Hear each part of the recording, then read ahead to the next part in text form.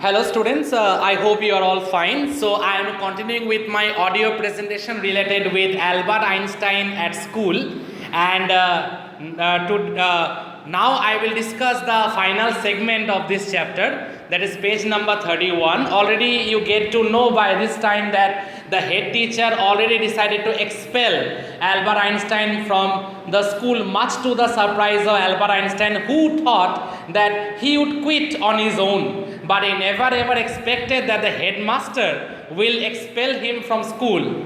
Now let's continue. Now you will find a conversation is going on between the headmaster or the head teacher and Albert Einstein. You will get to know the accusation being made against Albert Einstein.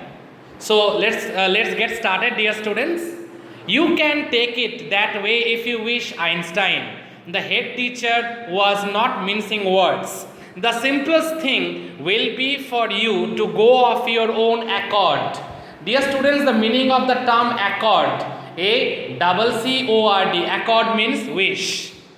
And then the question won't arise. If you go on your own, then there will be no question.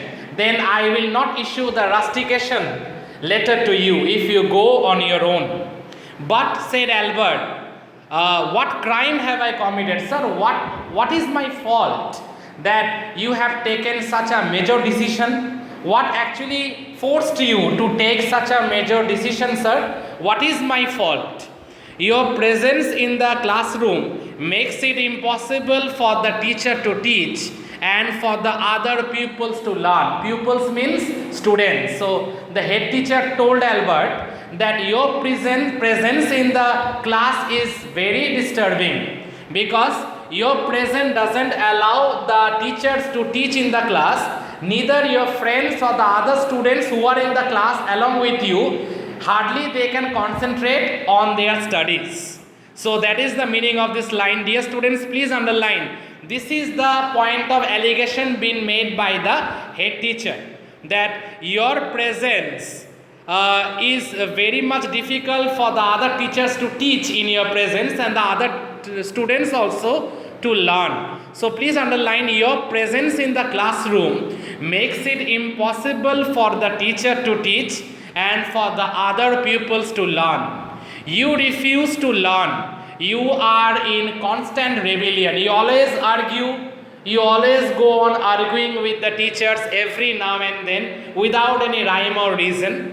And most importantly, no serious work can be done while you are there. And it is not possible at all to do any serious work when you are in the class. So it is better, for the sake of every one of us, not only for the sake of the teachers but also for the sake of the other pupils, it is better you leave the school.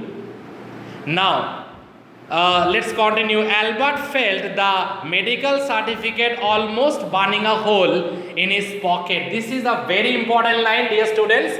Kindly underline this line. And another important thing I like to say to you regarding this, this line is important for your objective question also, short question also. Now he is thinking that what was the use of meeting with Dr. Weil and visiting his medical chamber or clinic and procuring a medical certificate from him, because now this medical certificate is ultimately useless.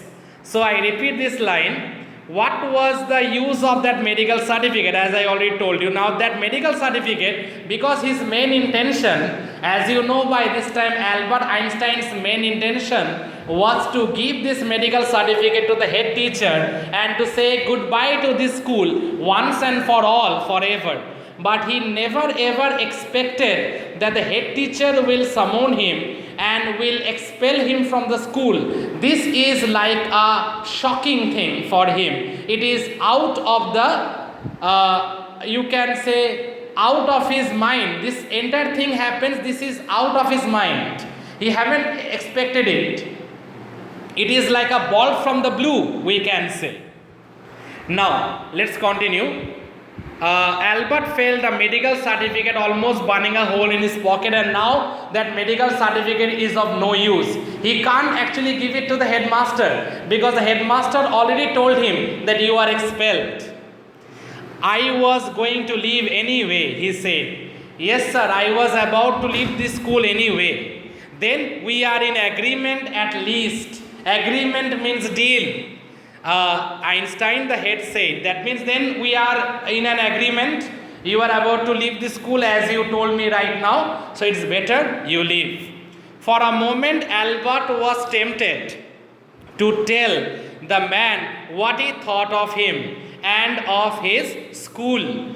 Then he stopped himself. Without another word, holding his head high, he stalked out. Now, without wasting any more time, he went out of that place. Shut the door after you, shouted the head. Now, Albert was very disappointed, very dejected, and without wasting any more time, he left his place and then he went out of the head teacher's room. The head teacher from the back shouted, "Shut the door after you." But Albert paid no heed to it. Albert paid no attention to it. Albert haven't responded to it. Albert totally ignored him. It is written here, Albert ignored him. He walked straight on out of the school where he had spent 5 miserable years. Actually, the word miserable, dear students, it means pitiable.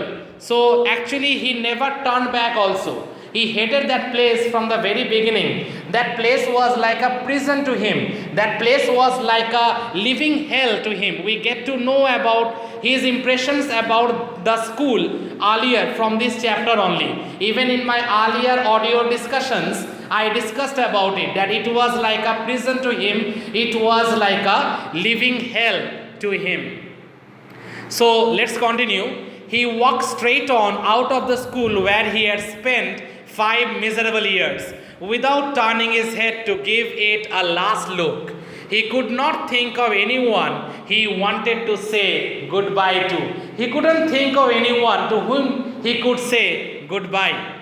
Indeed, Yuri was almost the only person in Munich he felt like seeing before he left the town. He had come to hate almost as much as the school.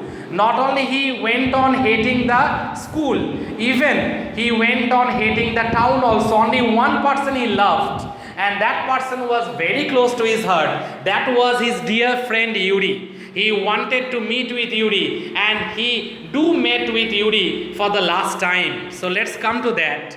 Indeed, Yuri was the only person in Munich he felt like seeing before he left the town. He had come to hate almost anything as much as the school.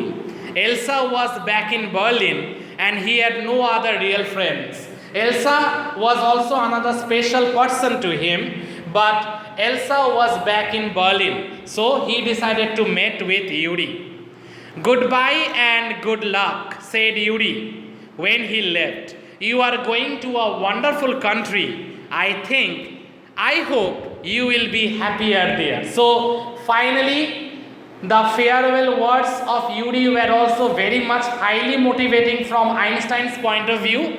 Yuri wished him good luck and goodbye also at the same time. And Yuri told Albert that you are going to a wonderful country. I hope personally you will be happier there.